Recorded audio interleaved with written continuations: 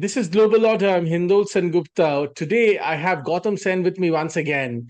And today is the right day to get Gautam Sen to talk.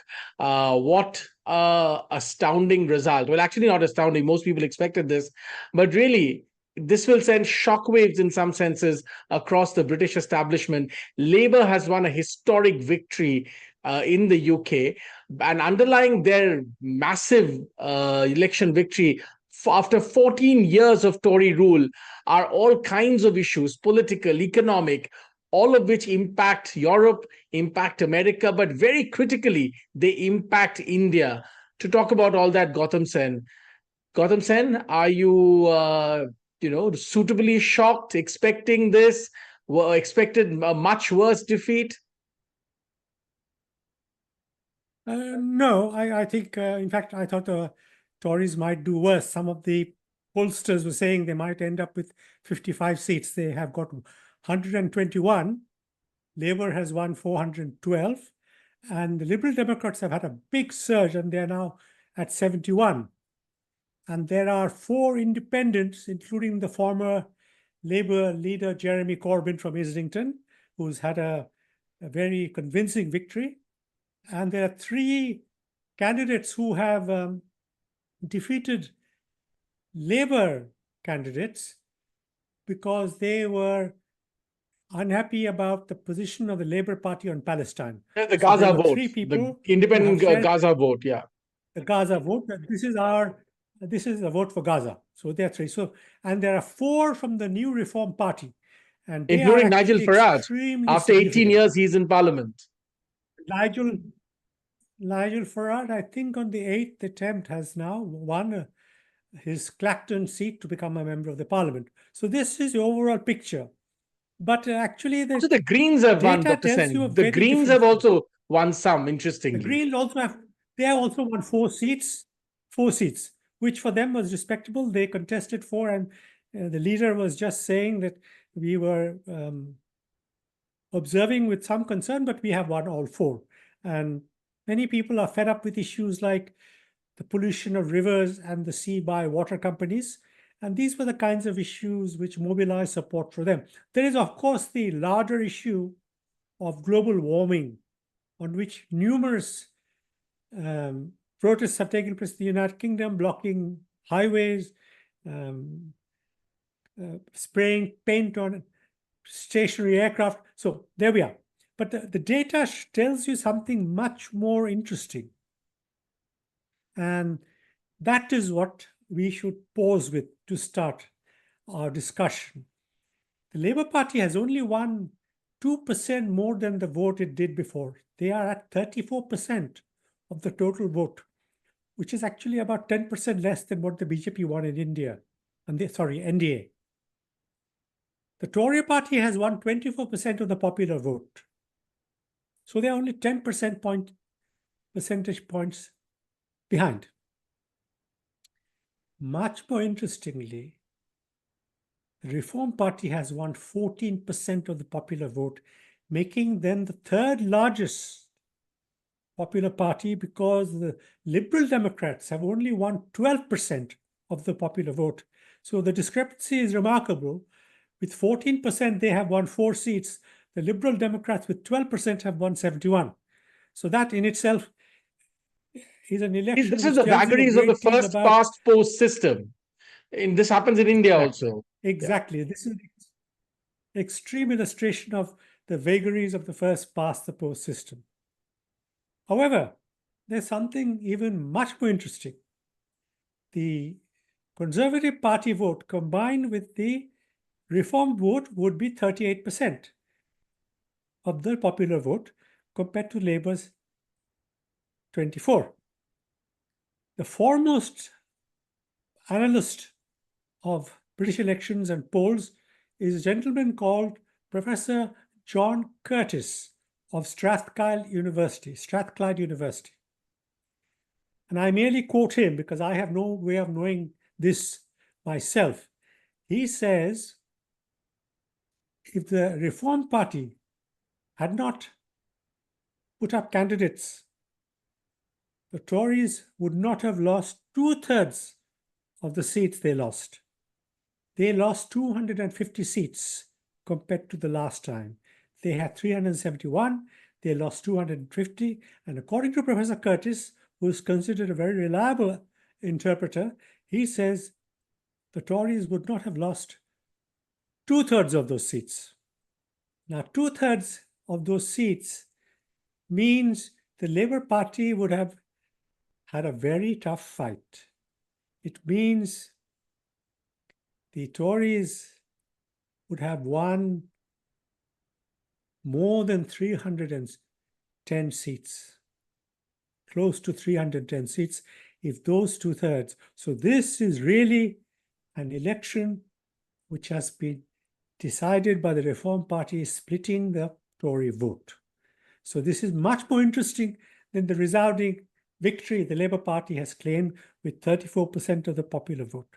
So here we have it, the vagaries of first past the post. So that's the overall view of the polls. Just to record, this is the worst performance of the Tories since 1835. Now that's quite a huge burden for Rishi Sunak to carry, that he presided over this dramatic setback. The Liberal Democrats have won their largest victory since 1923. So this is a moment for some records being made. But once again, it is a Reform Party which is of greatest significance, and I will come back to that at the very end of our discussion. I want to ask you this. I want to ask you this. It's important. In a sense, the Reform Party, and I'm going to, oversimplify a little bit. The Reform Party took all the classic Tory positions and really took them, some would say, their supporters would say, to their rightful conclusion. Detractors would say to extreme limits. But on many issues, immigration, Islamic radicalism, all kinds of issues, the Reform Party took a much stronger and clearer stance than the Tories. Would this analysis, according to you, be correct? This is what I was about to discuss later, but since you brought it up, let me dwell on this at some greater length.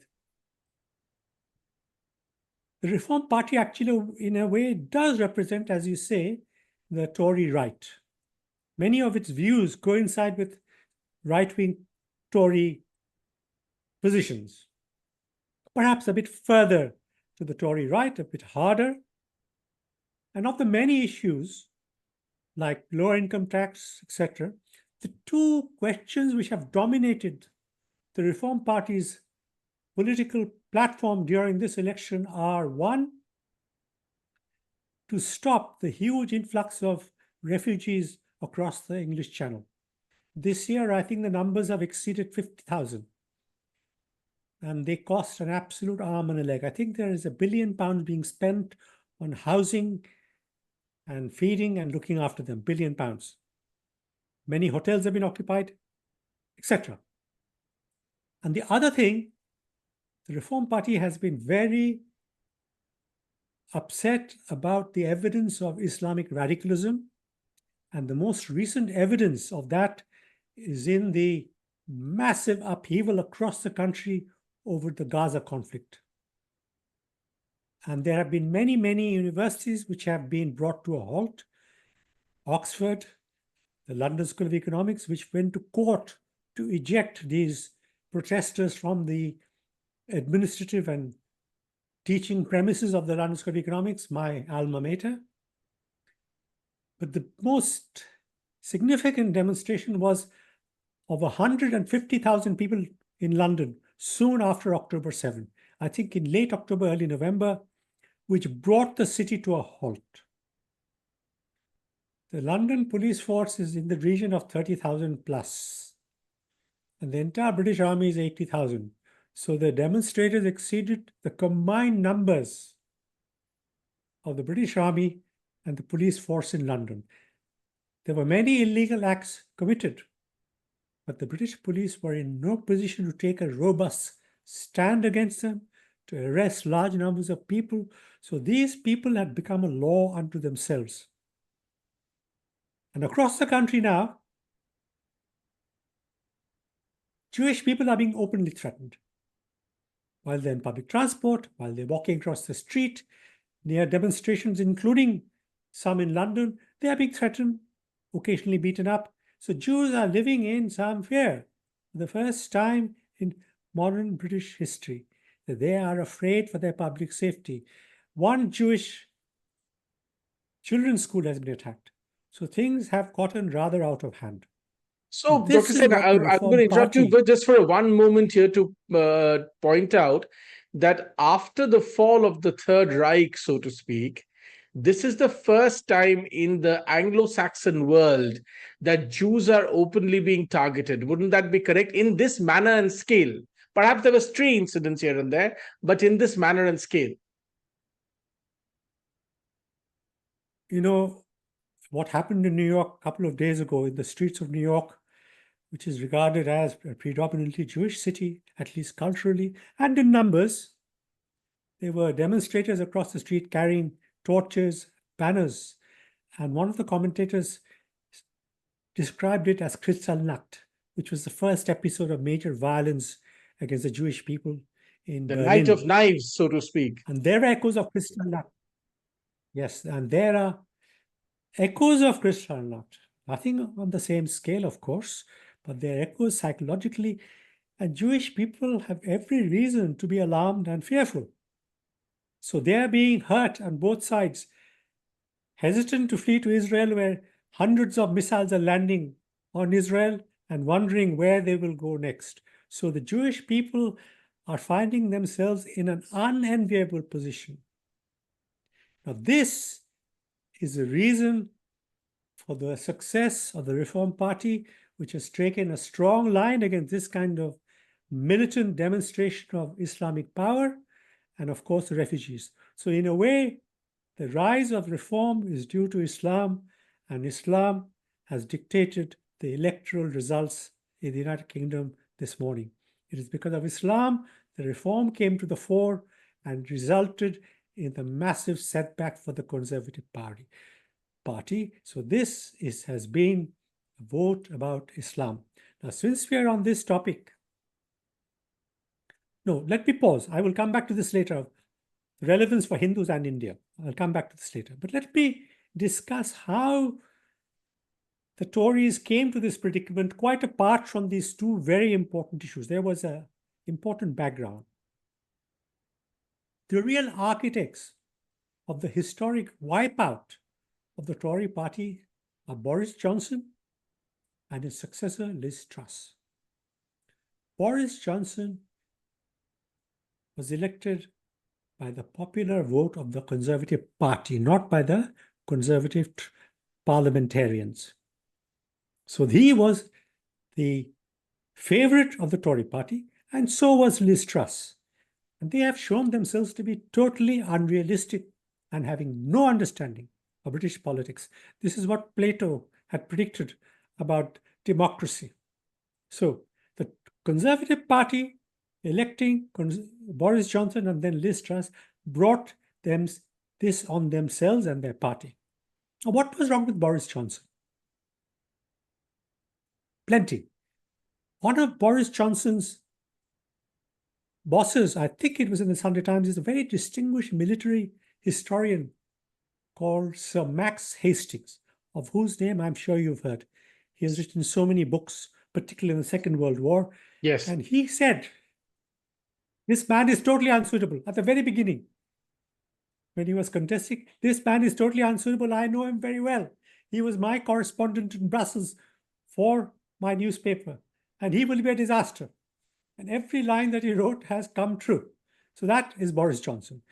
How did he get this far? He mobilized a populist vote against the European Union in Brexit without any preparation and with the most crass appeal to a narrow patriotism. Now, there are serious issues about British membership of the European Union, particularly the fear of large numbers of German Turks with German nationality moving to the United Kingdom. The United Kingdom is a very attractive place for the labor force, very free labor market, language, many people want to come here. So the moment North Africans and others get French, German, Italian citizen, they're allowed to move anywhere in the European Union. And this was an issue. So it is not a non-issue.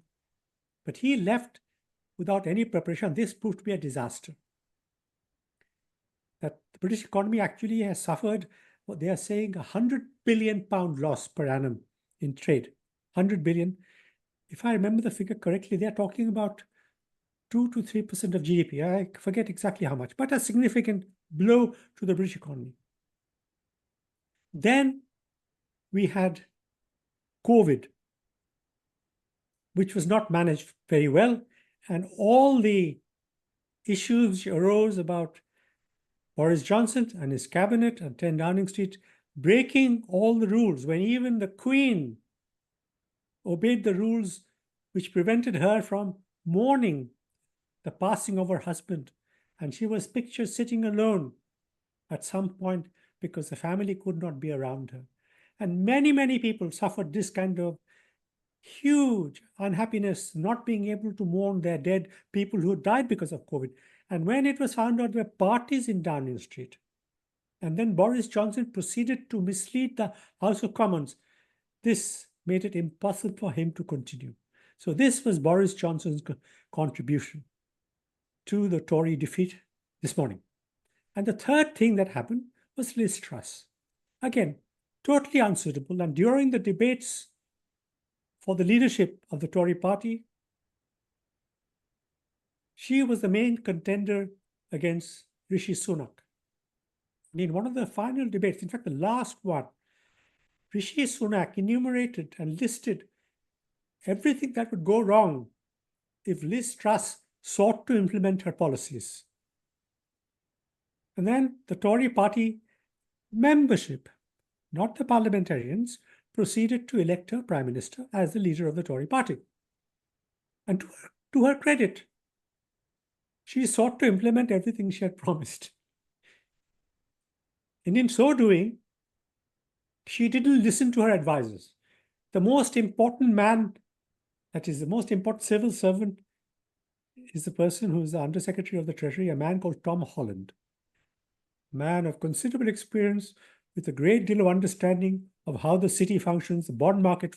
She sacked him unceremoniously.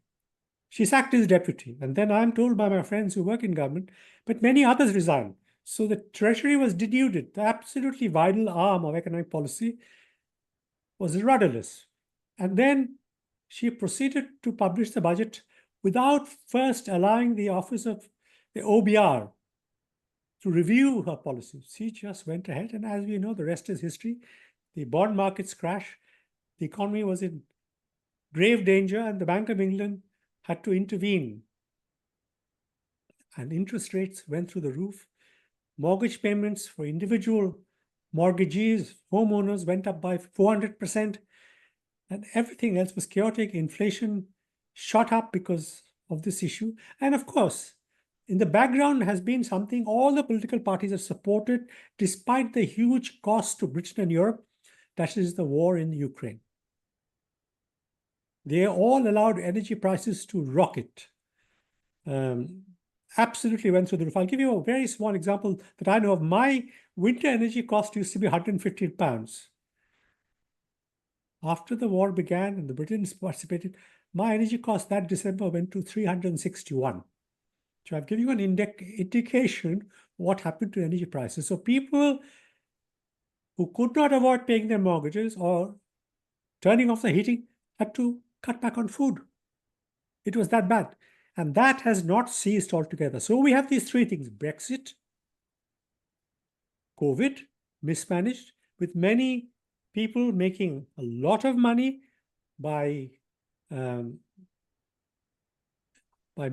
bidding for government contracts, recommended by Tory ministers sometimes, looting the treasury.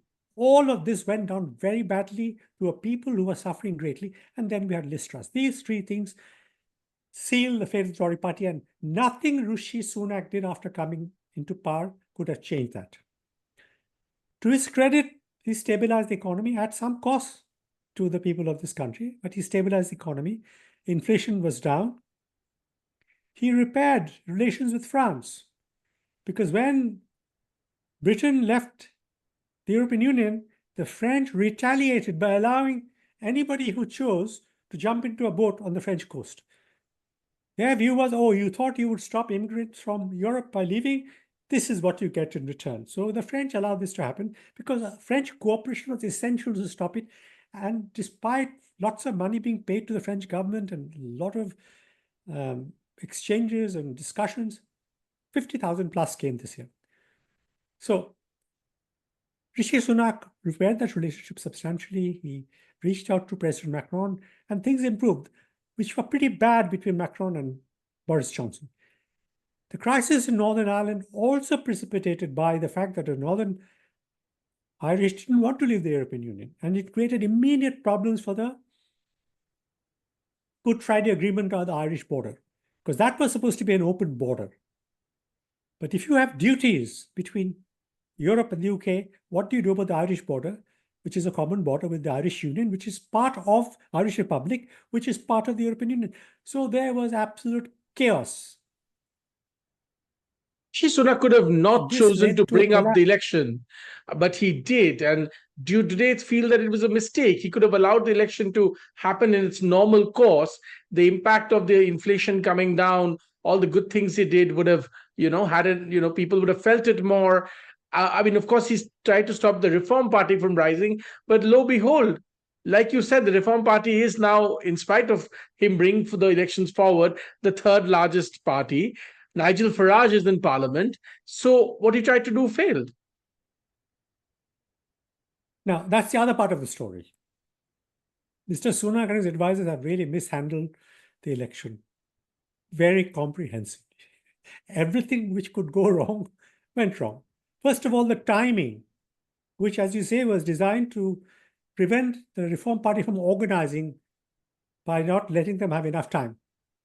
Now, after the election was called, we've had data. The economy has started growing.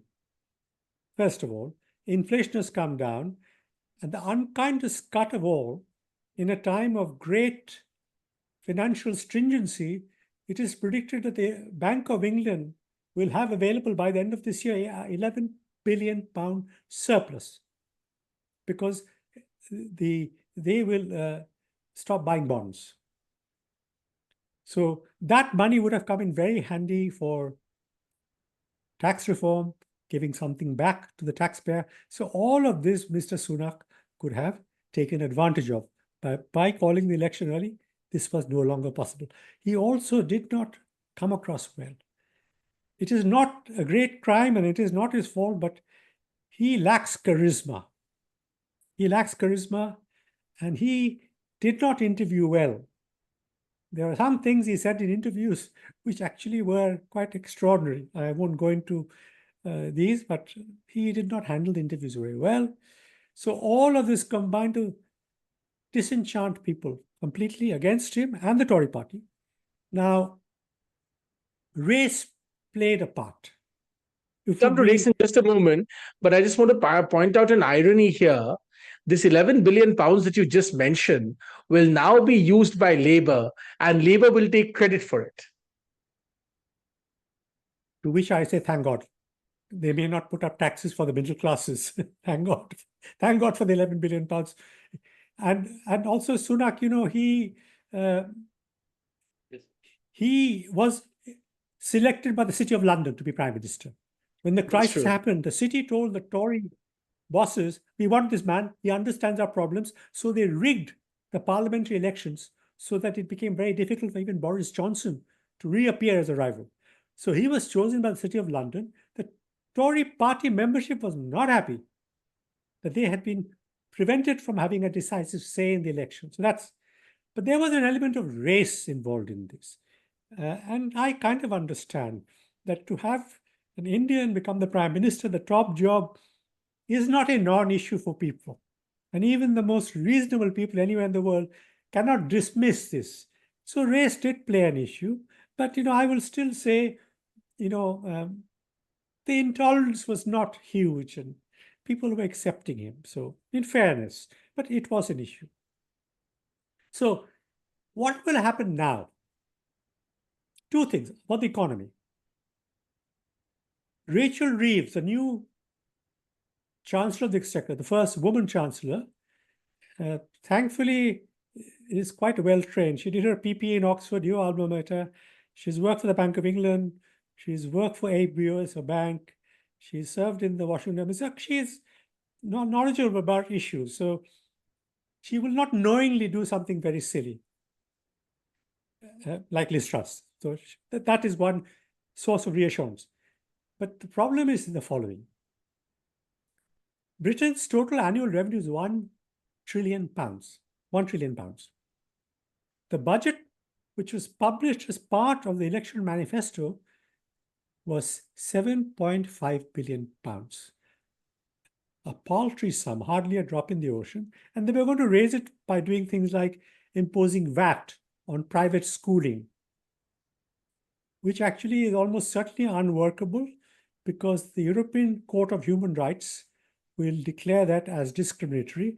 A court, by the way, Rishi Keir Starmer supports. So that court will say you cannot discriminate against private schools when all other education is VAT-free. So that will be the first problem. Secondly, I'm astonished Rachel Reeves hasn't thought about this. It is being predicted 100,000 private school pupils from the lower tier of the private system, that is the sons and daughters of plumbers and teachers who have saved very hard to send them to some private school in their locality, they may have to withdraw, and they will constitute this 100,000. So you have 100,000 people out who are not paying VAT. You will have to find money, places for them in the state system, in areas which are going to be oversubscribed, and it is going to cost you money. And are the schools which remain, the Eatons, the Harrows, and the Winchester, where Rishi Sunak went, going to contribute enough in aggregate through VAT to cover these costs? If they don't, then the whole exercise was for no good reason, causing unnecessary grief to the most hardworking people, ambitious for their children. And tell me, is that a crime for people to go without to make sure their children have a good education? And many people think it's a crime. You will not touch the very rich. They will take it in their stride. So that's the first problem. The second problem, among the other two, is they are going to abolish inheritance tax relief for non-DOMs for their international investments. Now, non-DOM tax relief for income has been abolished by the Tory government. So if you're a non-DOM, you pay taxes on your global income, which is what Rishi Sunak was compelled to do because his wife was a non-DOM. So his wife became a DOM and she has to pay income tax on all her Infosys dividend income. But what was exempted was if you had a trust set up outside, which was not part of income. Now, those trusts, the Labour Party has said, will be subject to inheritance tax. Now, many of these trusts have been set up by the very wealthy before they came to this country. And they love this place. These rich love London. They speak English. Nightlife is good. Restaurants are great. It has lots of parks. Many parts of the United Kingdom are in a lot of trouble.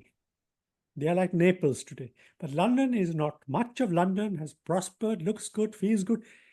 So they will simply go away. They are saying 9,500 millionaires, that is people who have assets above £2 million, are going to go.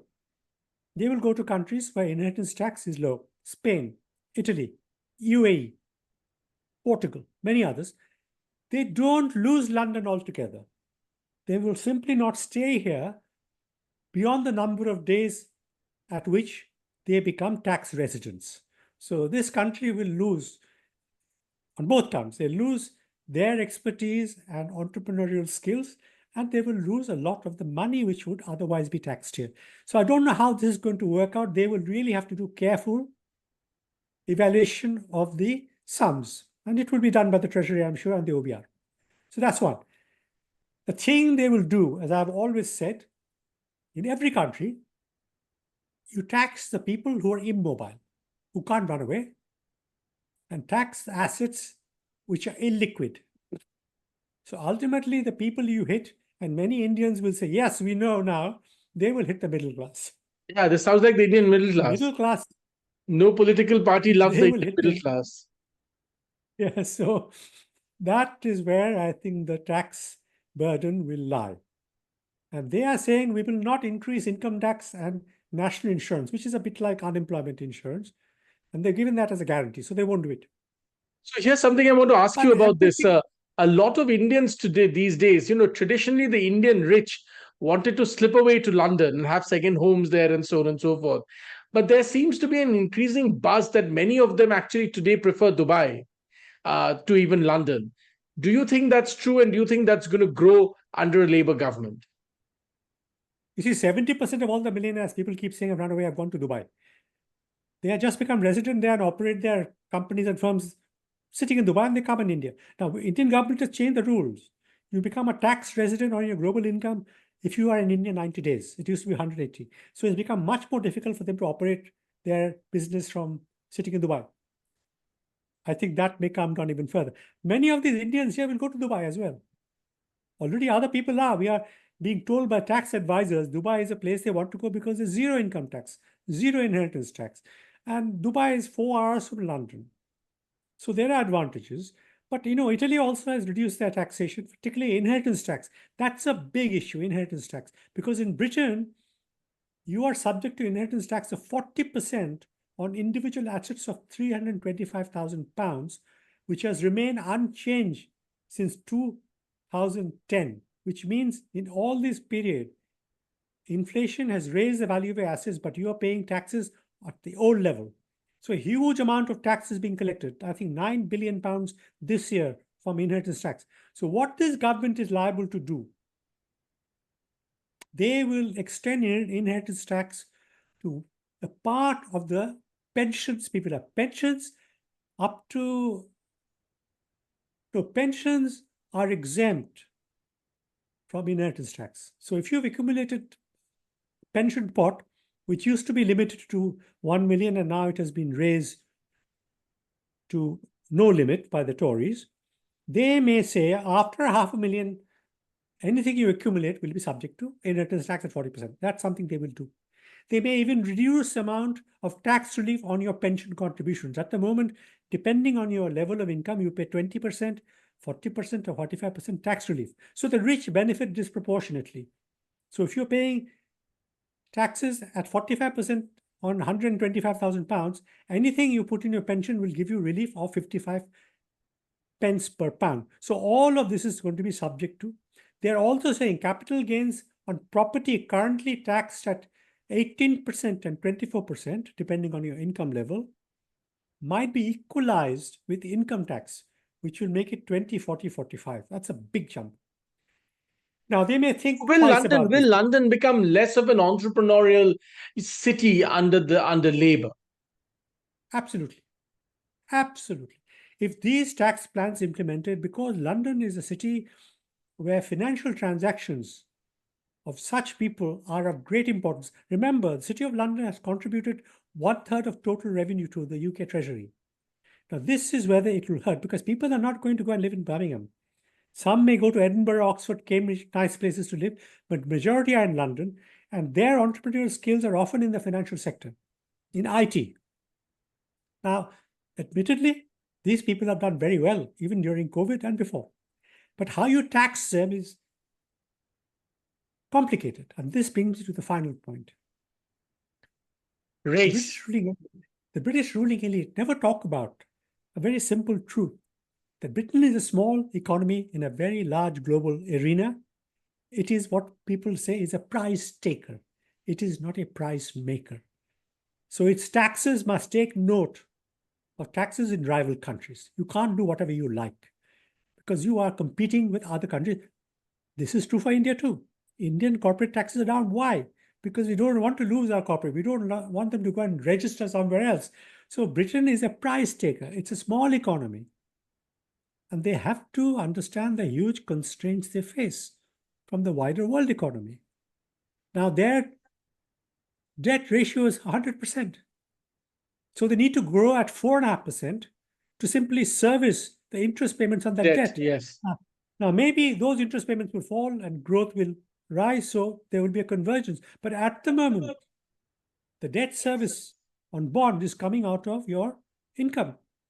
So that also has a negative impact on demand. So this is a tricky one to get out of. How do you grow? Now, I won't go on at great length. The problems with the British economy actually go back hundreds of years. For many, many reasons, the structure, operation, functioning was dictated by historical choices, whereas the French, the Germans, and the others, and the Japanese started later and instituted modern methods and institutions as well on how the economy functions. The British people have not done that. On the whole, they have made do. And if you read the history of the 50s and 60s, it is very familiar. And people thinking about what will happen now should go back and see what happened then. So there are issues which are very difficult to tackle for any government. So whether it is Conservative or Labour, but the Labour Party is going to face huge demands for tax rises because many local authorities are actually bankrupt. Birmingham, second biggest city, is bankrupt. There are at least 30 others which are technically bankrupt. They have to be refinanced. Public services are tottering. The health service is unable to function. The doctors... Looking at all the promises that Labour has made, and I don't know where the money is going to come from. I mean, of course, this $11 billion that you spoke about is going to be helpful, but there are question marks. And also, this government comes at a time when there is perhaps more trouble awaiting the global economy. But talk to me a little bit about whether you think Labour is going to take UK back into the EU.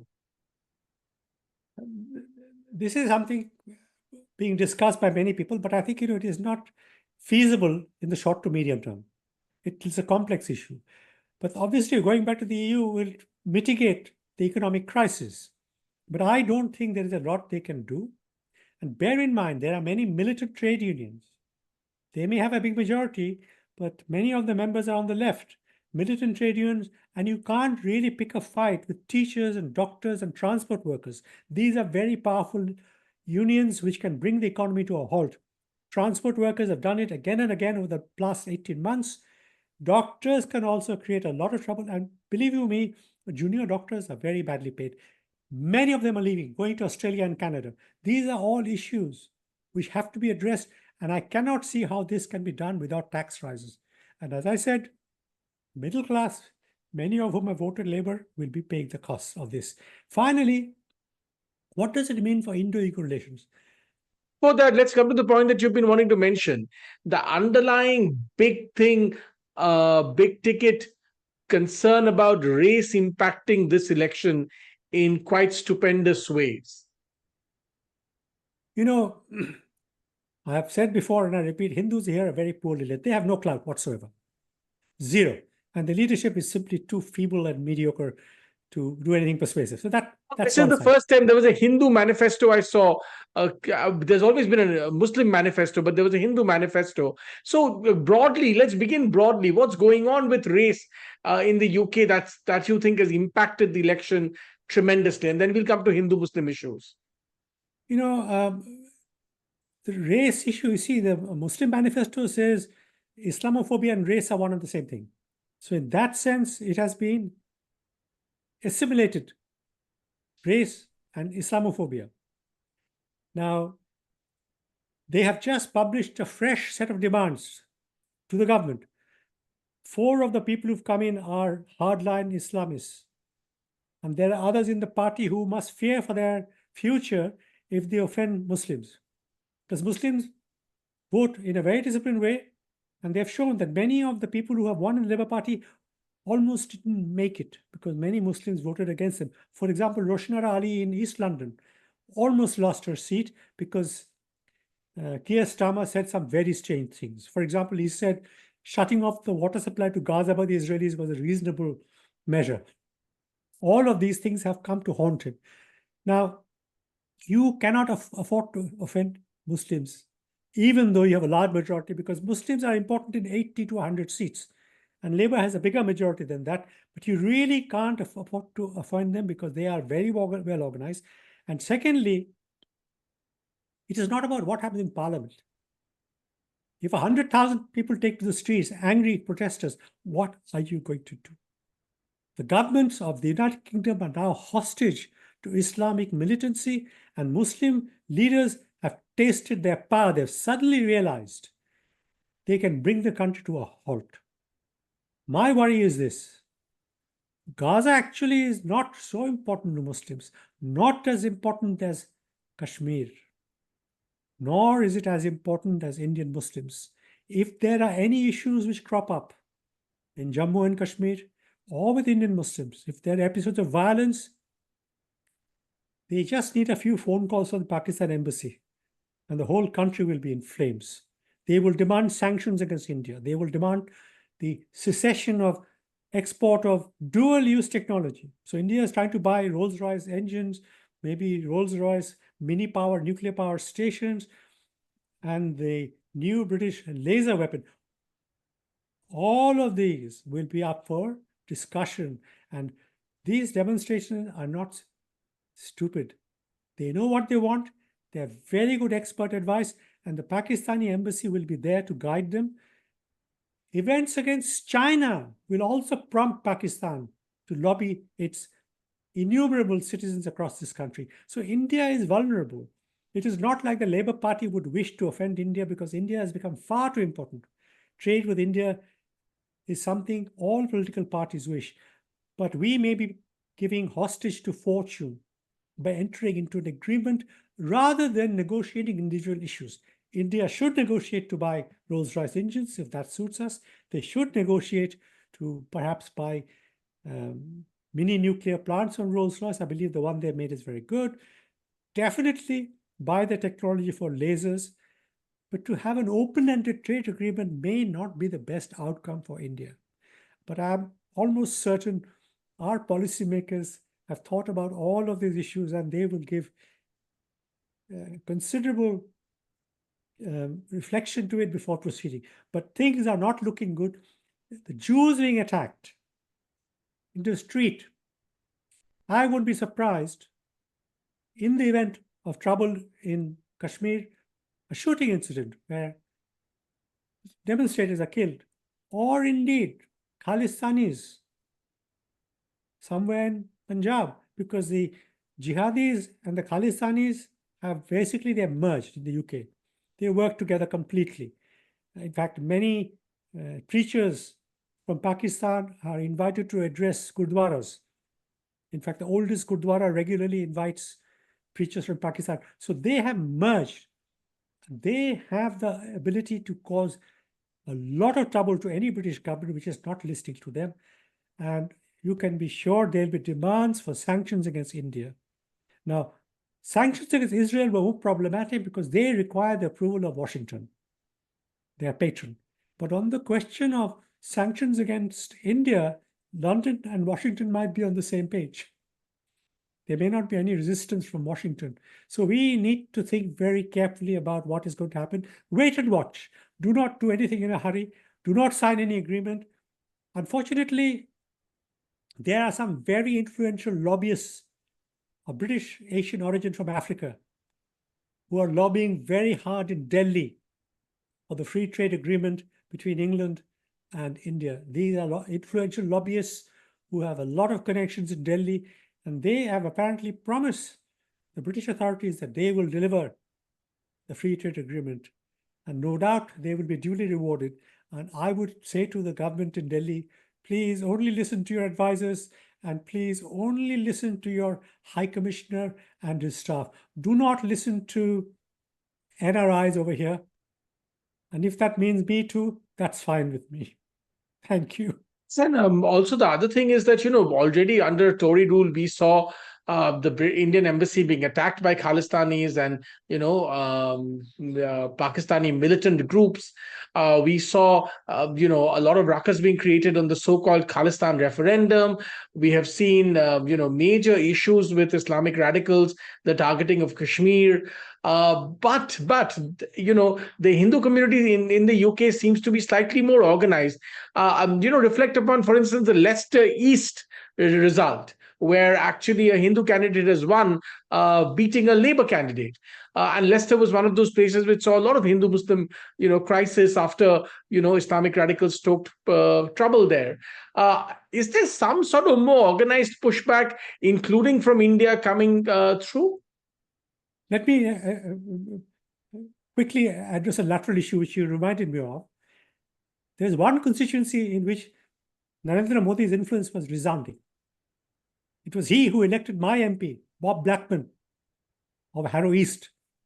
Bob Blackman is one of the very few people who won with a very large majority of over 11,000. His vote only went down 1%. And that is because Bob Blackman is Bob Blackman Padma Shri, awarded by Narendra Modi. That Shri part of his title now played a role because many people in the Indian community who live in this area said, Narendra Modi ji has given him a Padma Shri.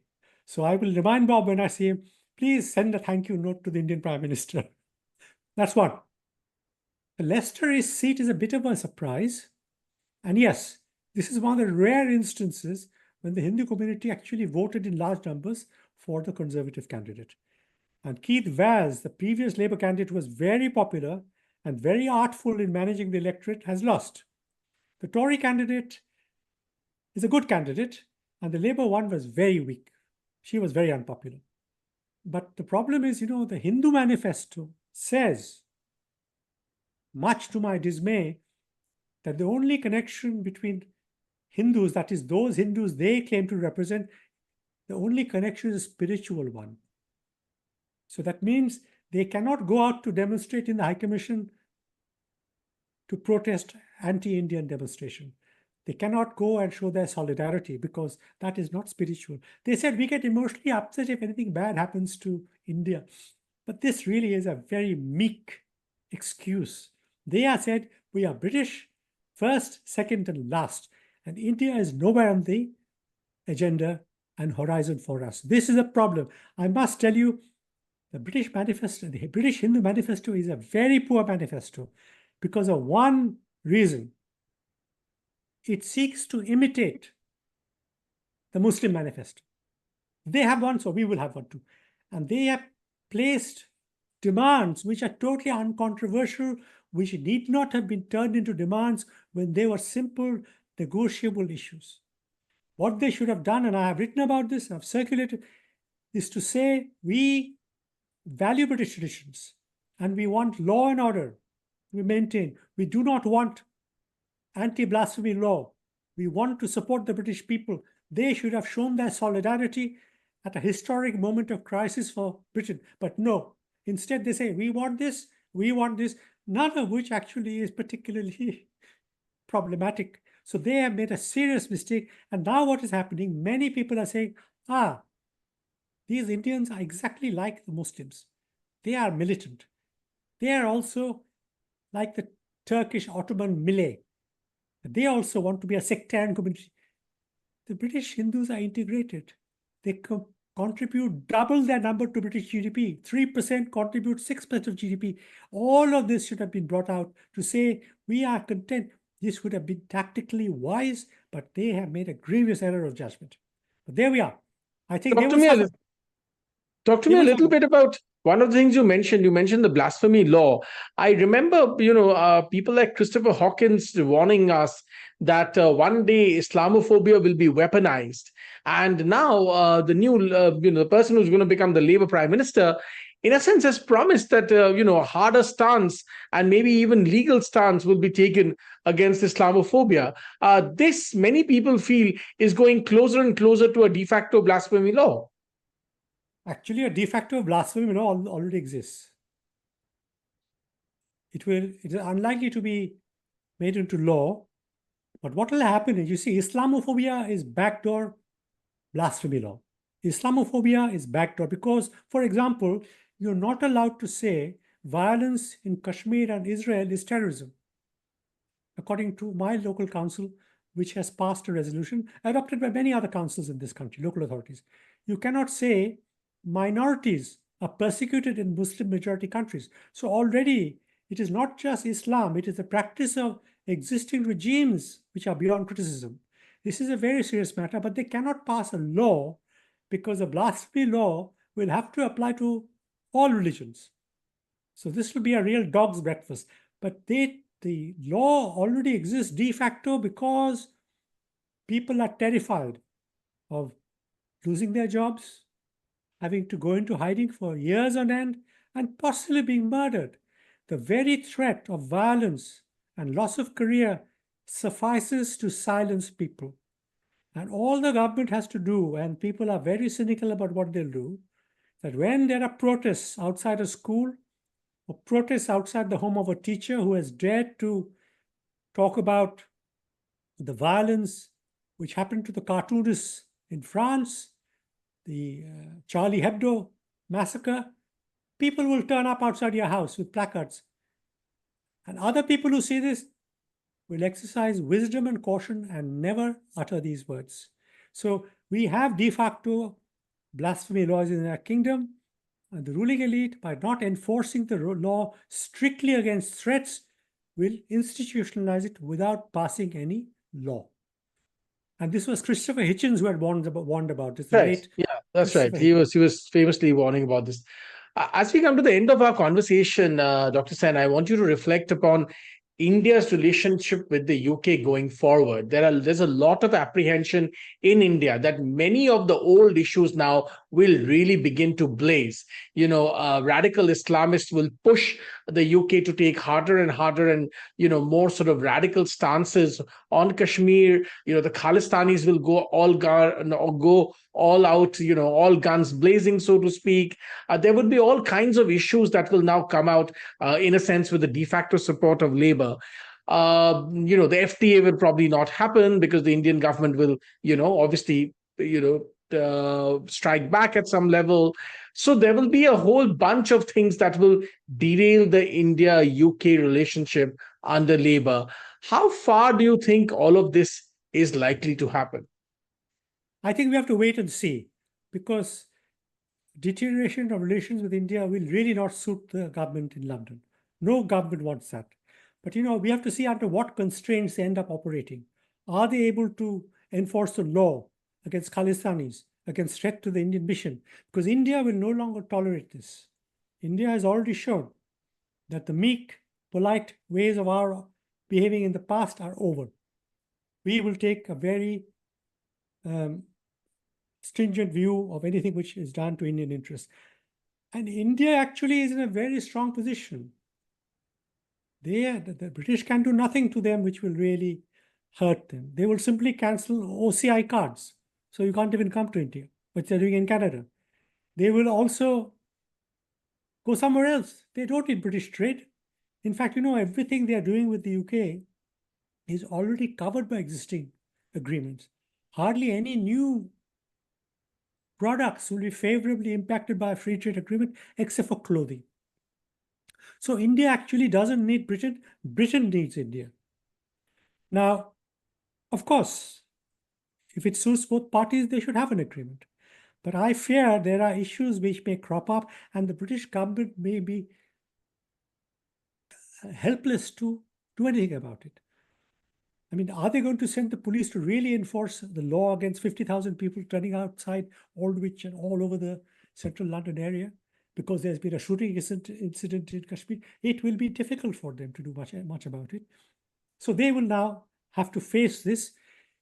Indians are going to be very smart and very cynical. It is not like we will not deal with the United Kingdom, but it will be on an issue-by-issue basis. Wherever it suits us, and they need us.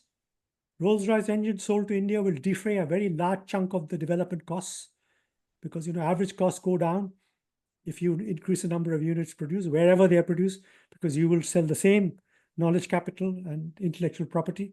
So they will be very happy to trade with it, and they desperately need that. India is going to be the biggest buyer apart from China, and China is not now a favored market.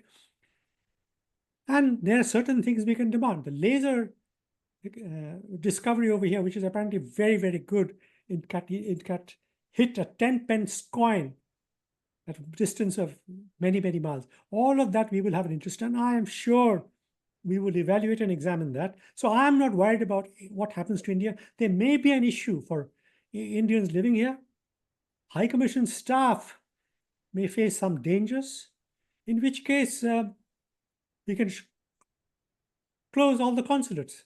Edinburgh, Birmingham, just shut them down and do everything online. We can reduce our diplomatic representation, right? All of this is possible. And I think the Indian government is moving in a direction where they will not tolerate breaches of the Vienna Code, which is what these will constitute. However, I'm hopeful that perhaps nothing untoward will happen and the British government will make an effort to enforce the law. That is all that is being required of them to do. To leave it on that optimistic note, Dr. Sen, a historic victory for Labour in the UK and a lot of action going forward in all directions, including in the India-UK relationship, can be expected in the days and weeks that come. And of course, we'll keep having Dr. Sen come up to us from time to time and talk to us a little bit more about this relationship. Dr. Gautam Sen joining us once again from London. Thanks very much for your time. Thank you, Hindol. Thank you very much. Thank you.